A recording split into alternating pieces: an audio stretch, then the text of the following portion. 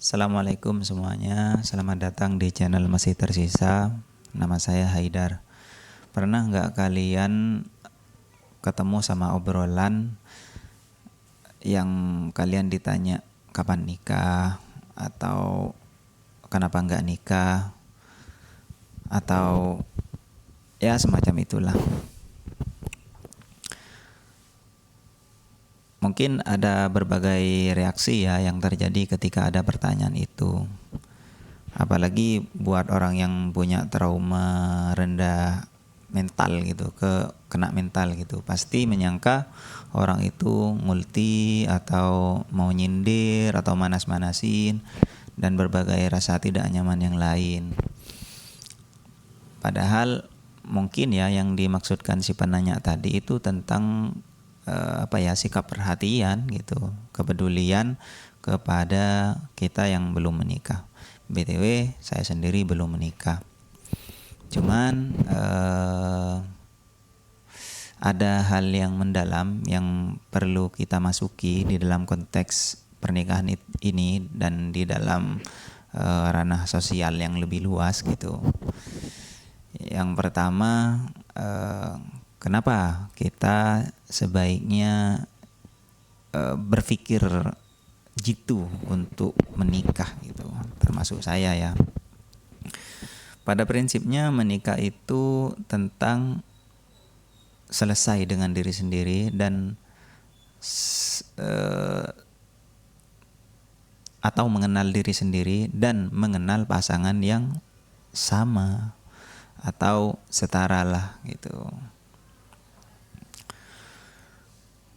Kenapa itu menjadi rumus utama?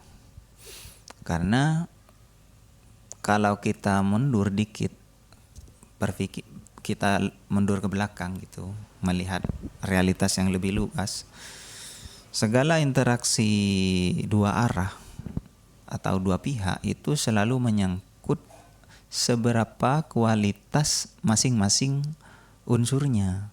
Misalkan antara suami dan istri, maka hasil yang dicapai antara suami dan istri itu kembali ke si suami sendiri atau si istri sendiri gitu. Ibarat sebuah bangunan lah gitu. Ibarat ya bangunan lah. Itu kualitas rumahnya itu ditentukan oleh seberapa bagus batu batanya, seberapa bagus semennya, seberapa bagus ya semua unsurnya.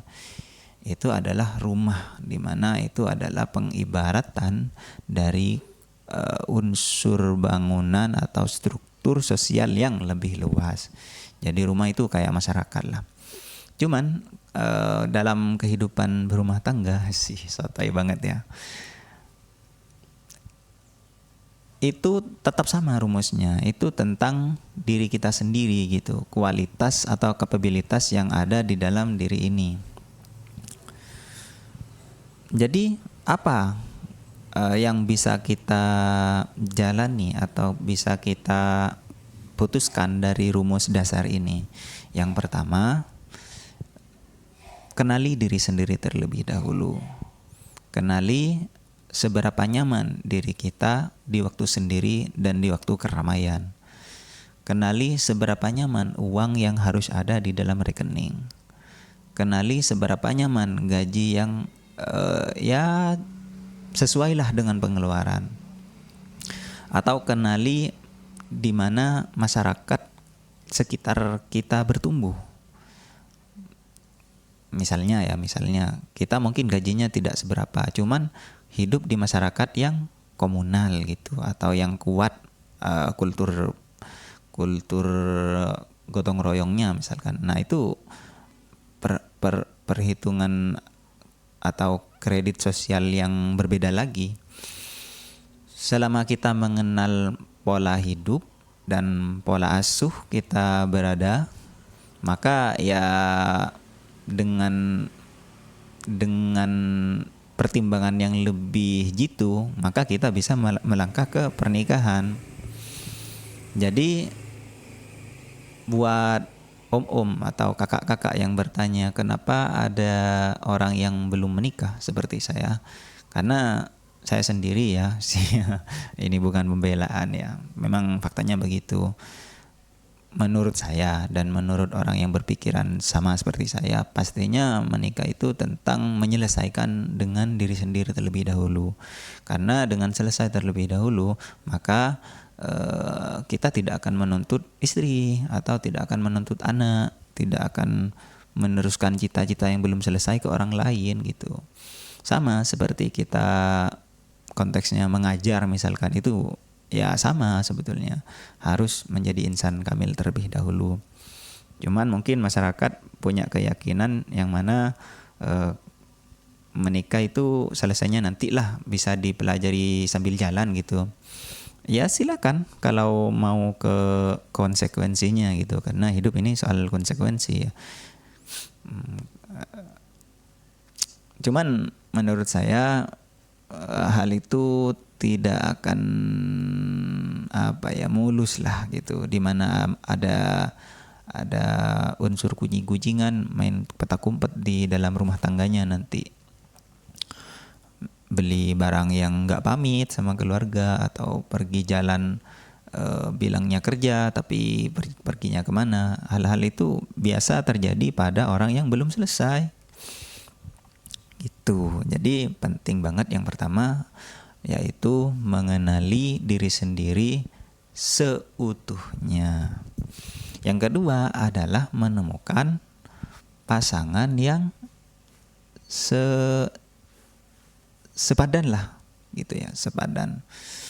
Sepadan ini dalam semua aspek tentunya, terutama dari aspek mental gitu. Mungkin kita bedah dari yang sifatnya ruh gitu, atau ruh yang sifatnya mental gitulah. Kita sangat bagus menemukan pasangan yang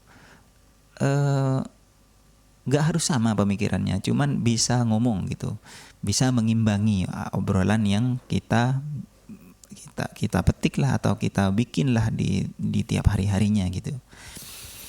Dan orang yang ya bukan mau mendiskriminasi masalah IQ atau EQ atau apa ya, tapi rumusnya memang ada baiknya lah IQ yang sama, IQ tertentu harus dekat dengan pasangan yang IQ-nya yang gak beda jauh gitu.